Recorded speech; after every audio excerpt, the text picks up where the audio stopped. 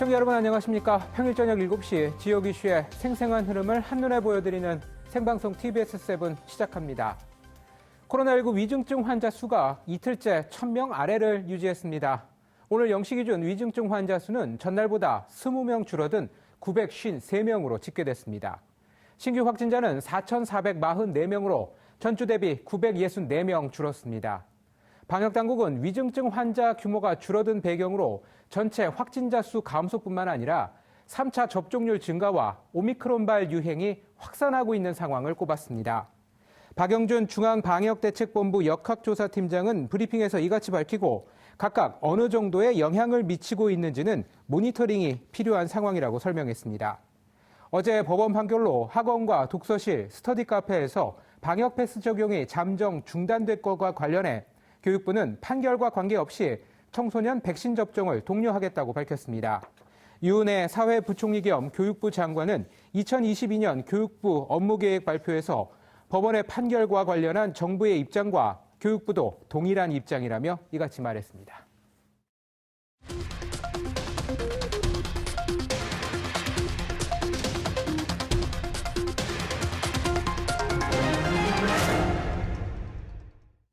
방역 패스가 코로나19 백신 접종을 사실상 의무화했다는 논쟁이 우리나라를 비롯한 세계 여러 국가에서 계속되고 있습니다.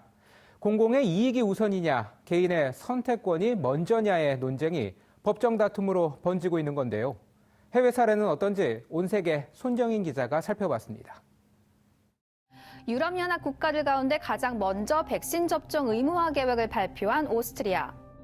다음 달부터 14세 이상이면 의무적으로 백신을 맞아야 하는데 이를 어길 경우 3개월마다 약 500만 원의 벌금이 부과됩니다. 남미 국가 에콰도르는 국가가 국민의 건강 권리를 보장해야 한다는 헌법의 기초에 접종이 가능한 5세 이상 모든 국민들에게 백신 접종을 의무화했습니다. 캐나다와 덴마크, 이집트, 프랑스, 러시아 등 공공기관과 의료기관 직원을 대상으로 백신 접종을 의무화하는 국가들도 늘어나고 있습니다. 우리나라를 포함해 방역 패스를 강화하는 나라들도 그만큼 증가하는 추세인데요. 국가 방역을 위해 어쩔 수 없다는 의견과 백신 접종을 사실상 강제하는 방침이기 때문에 기본권이 침해된다는 서로 상반되는 의견이 충돌하고 있습니다. 세계보건기구 WHO는 백신 접종 의무화는 최후의 수단이어야 한다며 신중한 견해를 보였는데요. This raises real issues around human rights, and it's something that governments should consider extremely carefully. And they need to be absolutely sure that the benefit of doing this outweighs the risks, and that they have done everything possible to address vaccine hesitancy and other issues. 방역 패스 조치를 놓고 정부가 사회생활시설 이용에 중대한 제약을 가하는 등 백신 비접종자들의 기본권을 침해하고 있다는 소송도 제기되고 있는데요. 해외에서 이미 법원 판결이 나온 사례가 있습니다. 헬스 패스를 백신 패스로 변경해 이달 중순부터 식당, 술집 등 공공장소에 도입할 예정인 프랑스. À compter du 15 janvier 2022, il sera donc nécessaire, si vous le votez, à partir de 12 ans, de présenter un justificatif vaccinal pour accéder aux activités de loisirs. 우리나라 헌법재판소 격인 프랑스 헌법위원회는 보건 패스 제시 조항이 헌법에 어긋나지 않는다고 판단했습니다.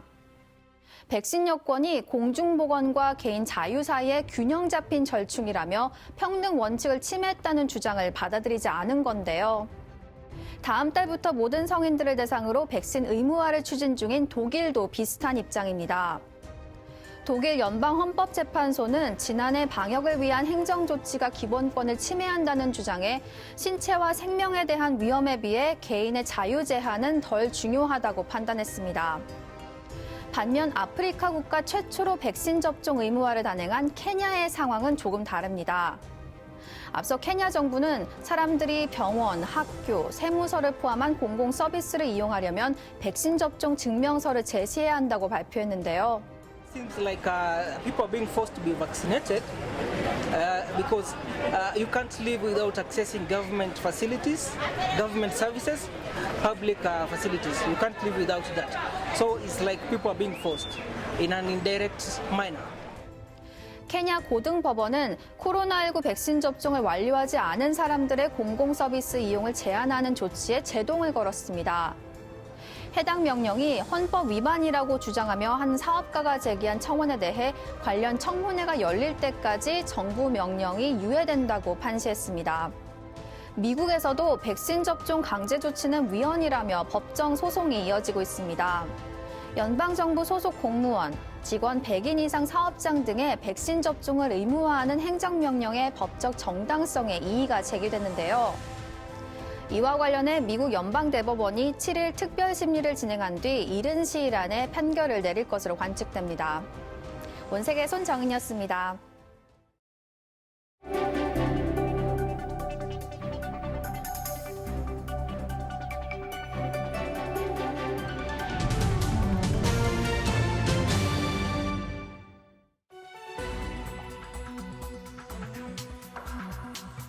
얼마 전 경기도 고양시 마디역 인근 건물에 지하 기둥이 파열되고 건물 앞 도로가 내려앉는 현상이 나타나면서 주민들이 긴급 대피하는 소동이 있었는데요.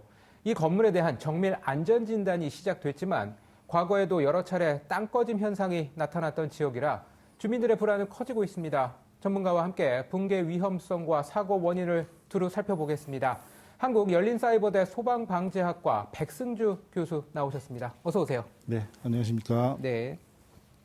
자, 먼저 이게 그 붕괴 위험성 때문에 지금 해당 건물이 지금 사용이 중지가 됐어요. 네. 지하 3층, 지상 7층짜리 건물인데 이 상황이 어땠길래 이제 수백 명이 긴급 대피하게 된 겁니까? 네, 지난 말 그 점심시간을 앞두고 그 해당 상가 건물에서 굉음과 함께 네. 지하 3층 건물인데 지하 3층 기둥이 내려앉고 동시에 그 도로 앞 그 집안이 침하되는 그런 일이 일어나서요. 급박한 상황에서 입주민 그다음에 이용객들 그리고 인근 주민까지 300여 명이 급하게 이렇게 대피하는 그런 사고인데 다행히 또 인명 피해는 없었습니다. 그래서 해당 건물은 1995년에 지어져서 조금 오래된 편이죠. 지하 3층, 지상 7층에 이제 철근 콘크리트로 지어진 기둥식 구조입니다. 그래서 이번에 기둥의 균열이 이제 내려앉은 건데요. 기둥식 구조는 구조가 이 평면의 슬라브를 이제 대들보 같은 보에서 받고 이 보의 하중을 기둥으로 전달하기 때문에 기둥이 내려앉았다는 거는 건물 전체의 하중을 지지하는 부분이 쓰러지는 부분이라서 이게 충격이 2차, 3차로 가해지면 자칫 붕괴로도 이어질 수 있는 그런 거라서요. 긴급 대피하고 하셨던 거는 적절한 조치였다고 볼 수가 있겠습니다. 예. 진짜 다행히 인명 피해는 없었습니다만 네. 일단 무너져 내린 기둥에는 긴급 보강 공사가 지금 진행되고 있고 추가 보강 공사도 이제 예정이 돼 있는데 일단 뭐 이 정도 조치면 건물의 붕괴 위험은 크게 뭐 줄어들 수 있는 건지도 좀 궁금합니다.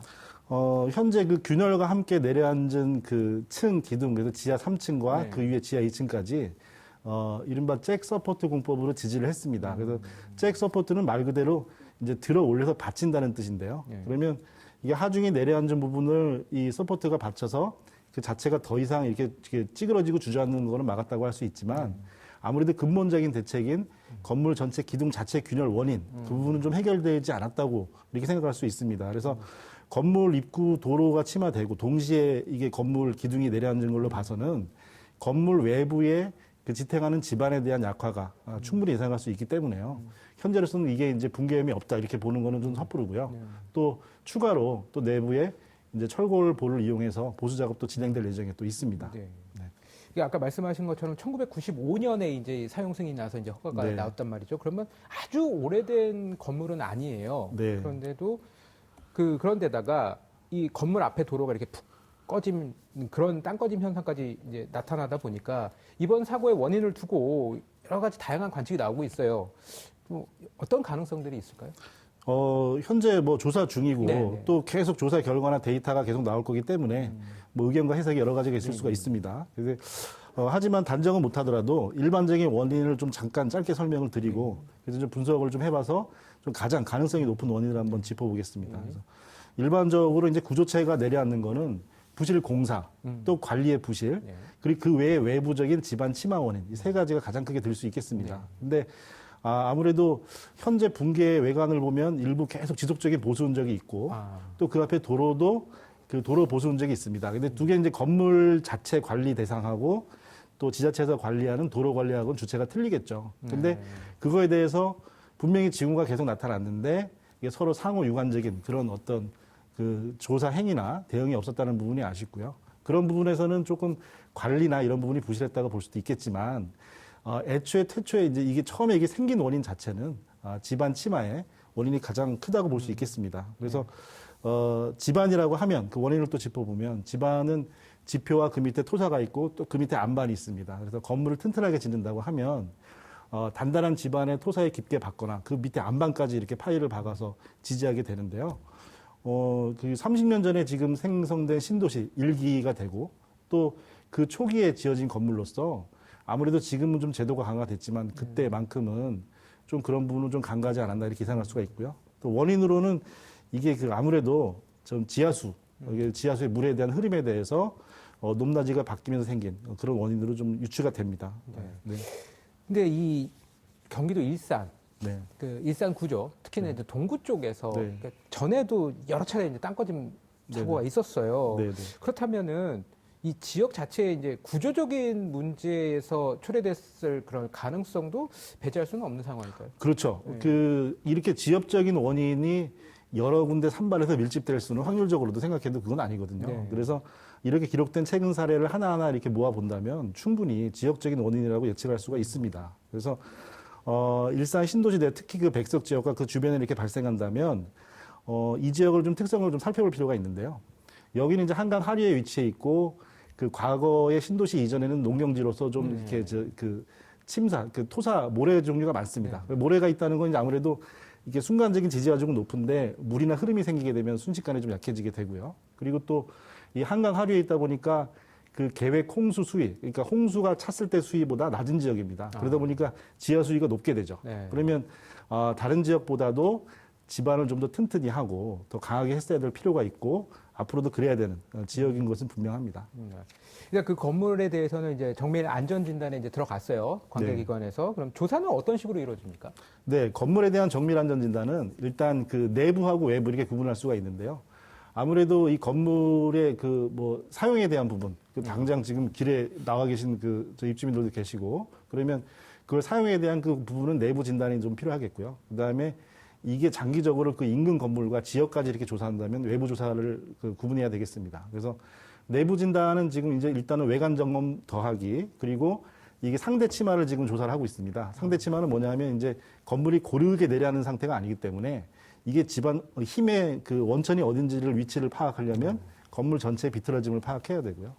그 다음에 이제 중요한 그 앞 도로 부분, 그 앞부분에 대한 부분은 그 레이더를 쏴서 그 레이더가 돌아가는 걸 파악을 해서 매설물이나 빈 공간을 찾는 GPR 기법이 있습니다. 그래서 그 기법으로 1차 조사를 진행했고요. 지금 진행 결과로는 공개적으로 나오진 않았지만은 진행 결과로서는 과정에서는 일단은 공동이나 어떤 이상이 당장 발견되진 않았다고 합니다. 건물 주변에서는. 근데 그렇다는 거는 이제 사실은 조금 더 위험한 상황일 수가 있는데요. 2차 조사는 건물 가장 밑에 지금 해당 건물 그 밑에를 뚫어서 기초 지반을 또 조사하는 2단계 조사를 지금 앞두고 있습니다. 이게 참 아까 말씀하셨지만 이제 건물을 관리하는 주체하고 그 네. 앞에 이제 땅을 또 관리하는 주체하고 또 달라서 네. 그런 부분들도 있고 또 일단 전체적으로 뭐 집안이 아까 말씀하신 대로 좀 약하다면 이게 한두 번 이렇게 사고가 날 때마다 반짝반짝 조사할 수만은 없지 않겠습니까? 이게 전체를 좀 포괄하는 좀 항구적인 안전관리 대책이 좀 필요할 것 같은데 어떻습니까? 네, 그렇습니다. 현재로서는 전해지는 바로나 실제로 봐도 고양시에서 좀 적극적으로 대응하고 있는 것으로 보이는데요. 네. 근데 이런 그 지역적으로 광역적으로 있는 문제를 사실은 지자체에서 이걸 정책화하기는 한계가 있습니다. 네. 그러니까 현재로서도 GPR로 파악을 하고 주변 지역을 조사한다고 하는데요. 조사한다고 해도 그거는 또 그 단계에 그치기가 쉽습니다. 과거 백석 사고도 또 그랬었고요. 네. 그래서 지금 부산 지역, 간척지, 또 인천 지역, 일산 지역 이렇게 예전 신도시나 다른 여러 가지 이유로 해가지고 싱크홀, 땅 꺼진 포트홀 여러 사고들이 많이 일어나고 있습니다. 네. 그래서 늘상 말씀드리는 부분은 뭐냐면 지금 그 가상 공간에서 이제 새로운 공간을 만드는 메타버스도 만들어내는 시대 아니겠습니까? 그러면 있는 땅 밑에 대한 집안 정보를 통합할 필요가 있습니다. 네. 말씀하신 그 주체의 구분은 예를 들어 이런 거죠. 지금 현재 그 전해지는 바로만 봐도 영상으로만 봐도 도로 치마도 보수 흔적이 계속 있었고요. 그 치마 부분에. 그리고 건물 기둥이나 벽도 해당 지금 무너진 기둥도 보수 흔적이 있습니다. 네. 그럼 지속적으로 보수를 하면서 서로 상호 간의 어떤 점검이나 이런 것도 안 했다는 얘기가 되거든요. 그러니까 그런 그 장을 만들어서 집안 정보를 단일화하는 그런 전산화 그런 과정이 좀 이렇게 좀 국가적인 단위로 필요하지 않나 이렇게 말씀드립니다. 근데 저 말씀 중에서 얘기하셨지만 이 도심 속 땅꺼짐 현상이 네. 꼭 그 일산 지역에만 국한된 게 아니라 그렇습니다. 여러 지역에서 지금 서울도 마찬가지고요. 네, 나타나고 맞습니다. 있지 않습니까? 네. 근데 이게 자칫 이제 인명사고로도 이어질 네. 수 있단 말이죠. 그럼 이제 심각한 문제인데 그렇다면 어떤 징후들을 좀 살펴봐야 할지 마지막으로 좀 말씀 부탁드리겠습니다. 네. 우선 우리 시민들이 이런 그 큰 재난을 뭐 거시적으로 막을 수는 없겠지만 사소하게 볼 수 있는 것들은요. 일단 사용하는 건물이나 집에서 상수도 요금이 갑자기 많이 나온다. 그러면 매설배관에서 지금 물이 흘러가지고 흙을 깎아내리는 상황이 되겠고요. 또 잘 쓰던 배수관이 막혀서 배수가 잘 안 된다든지, 그리고 문이 잘 안 열리고 창문이 잘 안 닫힌다든지 이런 식으로 건물이 비틀어지는 상황 이런 걸 볼 수가 있겠고요. 그리고 이제 집안에서 이렇게 포털 조금의 땅꺼짐이나 균열이 보이면 지자체에 바로 알리셔가지고 좀 바로 대응할 수 있게 해야 되겠고, 무엇보다 거시적으로는 말씀드린 재난이나 아니면 국토 이용의 효용성에서도 집안 정보를 전선화하는 국가적인 좀 정책이 저는 시급하다고 생각합니다. 네. 네, 지금까지 한국열린사이버대 소방방재학과 백승주 교수와 함께 고향 땅꺼짐 현상에 대해서 알아봤습니다. 오늘 말씀 고맙습니다. 네, 감사합니다. 서울의 역세권 300여 곳과 공장이 밀집한 준공업 지역에서 소규모 재개발 사업이 추진됩니다. 고밀 개발로 늘어난 용적률의 절반을 공공임대주택 공급 확대로 목적으로 쓸 수 있게 하는 방식인데요. 유민호 기자의 보도입니다. 낙후한 지하철역 주변과 준공업 지역에서 정비 사업을 통해 아파트를 지을 수 있게 됩니다. 서울시는 주택 없이 상가와 공장이 밀집한 이들 지역도 소규모 재개발을 할 수 있도록 해 주택 공급을 확대하겠다고 밝혔습니다. 지난해 9월 빈집 소규모 주택 정비에 관한 특례법이 개정되면서 서울시도 조례를 마련해 제도 개선을 마친 겁니다. 면적은 5,000제곱미터 미만, 낡은 건축물이 전체의 3분의 2 이상을 차지하는 등 요건을 갖춰야 합니다. 역세권 범위는 승강장에서 250m까지지만 3년간 한시적으로 350m 이내로 확대 적용하기로 했습니다. 특히 용도 지역 상향으로 용적률 완화 혜택도 누릴 수 있습니다. 늘어난 용적률의 절반은 지역 특성에 맞는 임대주택과 상가 등 공공시설로 공급해야 합니다. 용도 변경은 2종 일반 주거지역의 경우 3종이나 최대 준주거지역까지 가능한데, 이 경우 용적률은 200%에서 최대 500%까지 완화됩니다. 서울시는 이번 사업이 개발이 더딘 역세권과 준공업 지역에 활력을 불어넣을 것으로 내다봤습니다. 주택 공급도 활성화되고 아울러서 공공임대주택 등에 대한 주거 서민들을 위한 주거 공급도 기대를 하고 있습니다. 기반 시설도 정비가 되고 환경도 정비되는 그런 효과도. 또 소규모 재개발이 새롭게 도입되는 사업인 만큼 업무 처리 기준을 마련하고 누구나 볼 수 있게 홈페이지에 공개했습니다. TBS 유민호입니다. 흡연 인구 10명 가운데 7명은 담배를 피울 때 침을 뱉는다고 합니다. 그런데 땅바닥에 뱉은 침이 우리 호흡기로 다시 돌아올 수도 있다고 하는데요. 뱉은 침이 어떻게 우리에게 돌아오는지 백채은 기자가 알아봤습니다.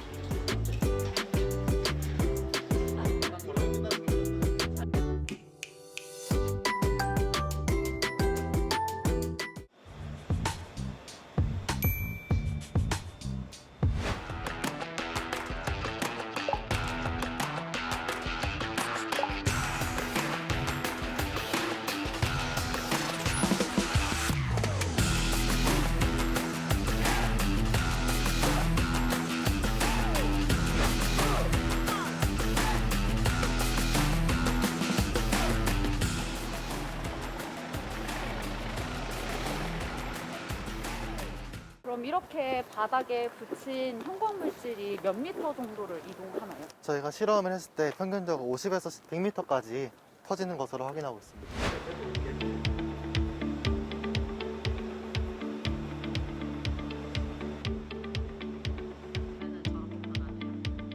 48시간 아니면 흡연자들이 일반인에 비해 바닥에 침을 뱉는 횟수가 더 많다 보니 아무래도 미생물 확산에 더 영향을 크게 줄 수 있다고 생각하겠습니다.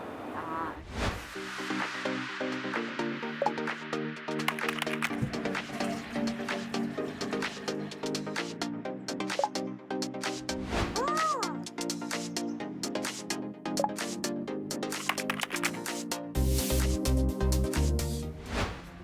이제 신발에서 묻어있던 게 실내로 들어오게 되면 분진이 일어나게 되고 그런 공기 중에서 그런 바이러스나 미생물들이 떠다니게 되는데 그런 게 저희 호흡기를 통해서 감염이 될 확률이 올라갑니다. 그런 것 때문에 위험성도 증가한다고 생각합니다. 담배 피신다면서요? 네. 담배 피실 때 침 뱉으세요? 저는 원래는 뱉었었는데 네. 이번을 계기로 해서 뱉지 않게 되었습니다. 아, 그렇게 막 많이 뱉지 않게 되었습니다. 네. 이것도 나가나요? 저요? 네, 안 뱉어요. 네.